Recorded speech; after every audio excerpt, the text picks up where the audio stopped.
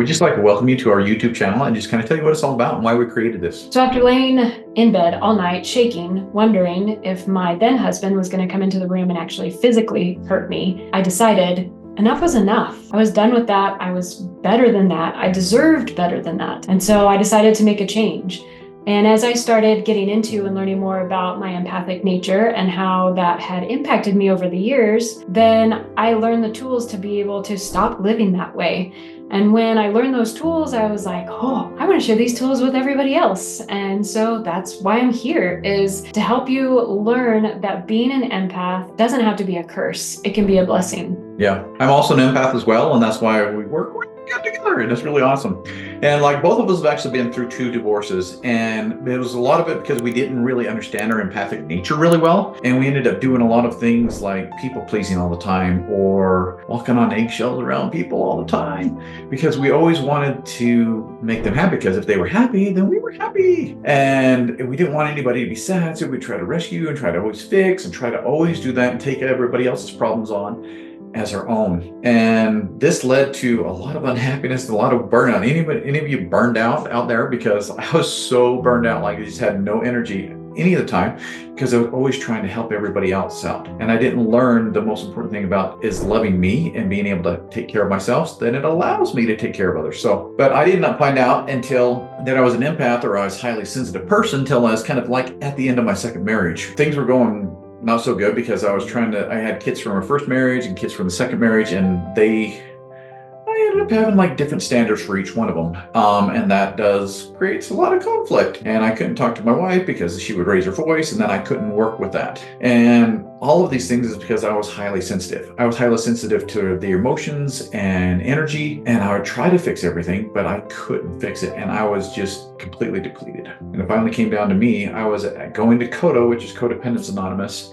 And we were going over step 9 that night, and it was about making restitution. It was about making restitution to those whom you've harmed with your behavior. But the most important person you need to make restitution to is yourself, for self-abandonment, for the self-neglect and the self-abuse. And in that moment, I knew that that was me because I had abandoned myself. I neglected my needs, and I had abused myself by throwing myself under the bus all the time and not speaking my truth and not setting boundaries. I let people walk all over me, and I knew that I couldn't go through that anymore. And that night I went out to the car and I prayed and I cried and I prayed and I cried because I didn't want to go through another divorce. I didn't want to drag my kids because I was an empath and I was feeling their feelings. And so I wanted change because I couldn't live this way anymore. And so I kept praying and crying and praying. And then the answer came to me and said, you can't heal in the situation you're in.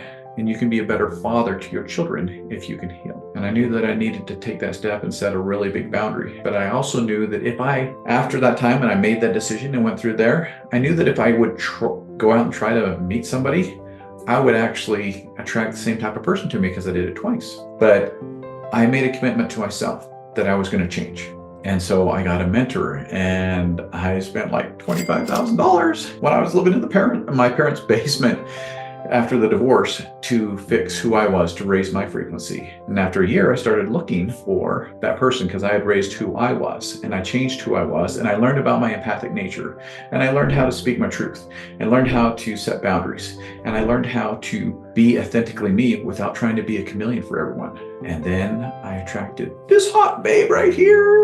And we've been married for over 3 years, and it's been so powerful. And for us to go through so much experience in our bad years of not understanding their empathic nature, as well as being highly sensitive to everything and not knowing what to do with it, we're empowered now, and we've had like the best marriage ever, and it is so awesome. That's why we created this channel, so that to help other people, so that you guys don't have to suffer either. So I'm gonna go back and tell a little bit more of my story. So I was married twice before Jason and I met, and my first husband was the kind of person who prided himself on having no emotions because he was a man and he was tough. And so he would always brag about not having any emotions. And so I kind of felt like I was carrying all the emotions of our entire family once we had kids because he wasn't feeling any of the emotions. And so I was always walking around on eggshells trying to not make him mad and trying to be perfect because he expected someone to be able to do something the right way the first time you did it. And it was a nightmare. And then my second husband, it was the exact opposite. He was like huge for emotions. Every emotion he felt was huge, and he just projected it onto everybody around him. And all these emotions became, this person's fault and that person's fault, and it wasn't his fault. And so I took on all those emotions. And there was once I remember sitting on the edge of the bed, I was looking at myself in the mirror, and I was just thinking, I don't even know who I am anymore. And I felt like I was losing my mind. I felt like I was going crazy. Well, it's because he was gaslighting me, but I didn't recognize that at the time. I was well educated with a master's degree. I was aware that the brain can play tricks on you sometimes.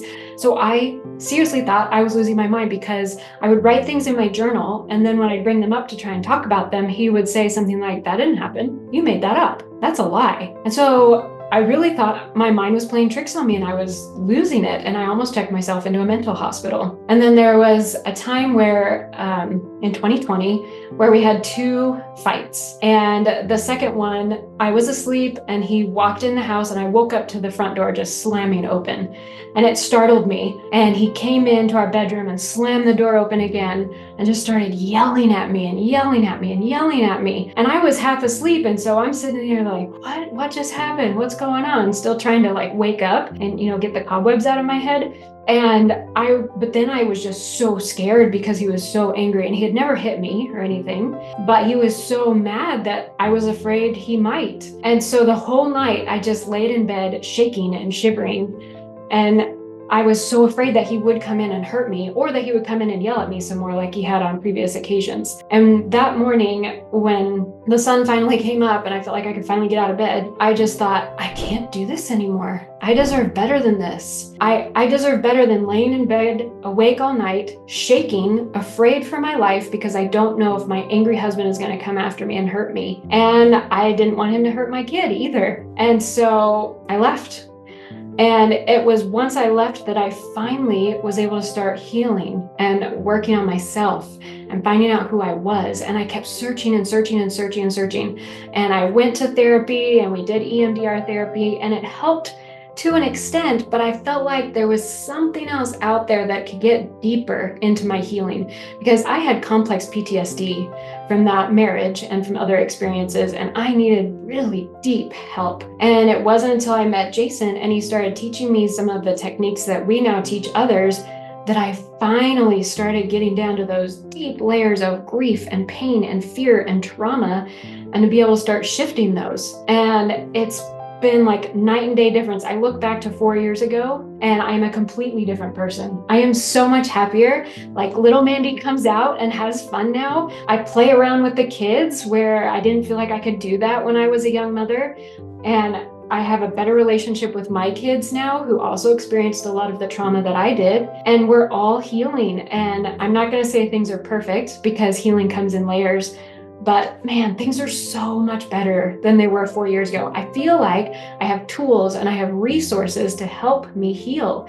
And I feel like I have the power to choose what speed I go at. I can choose to go fast, or I can choose to take baby steps and take my time if I need it. I don't feel like everything is out of control anymore. I feel like I have peace and I have access to peace. I have access to calm, and I didn't have that before. And those are some of the best benefits that I could ask for, aside from being married to this guy right here. And it's been so amazing. I feel safe around him. I can tell him really difficult things and not have to worry about him yelling at me or getting mad at me. And I never experienced that before. And because we're on this healing journey together, we've been able to grow together and heal together. And that's why we now work together, because we want to help other people be able to heal and find someone to heal with. Because it's so nice to have a best friend handy to be able to talk about things and bounce things off of, and knowing that they're not gonna be mean Knowing that they're going to support you and love you and just hold space for you, it's amazing. And we want others to have that too. Awesome. It doesn't have to be hard. If you want to feel differently, then join us. Be part of our community, subscribe, even join our newsletter at emotionsbydesign.me so that you can get tips on how to manage this empathic nature, this high sensitivity, so it doesn't have to be a curse to you. It can be a blessing. And that's pretty awesome. And that's Emotions by Design.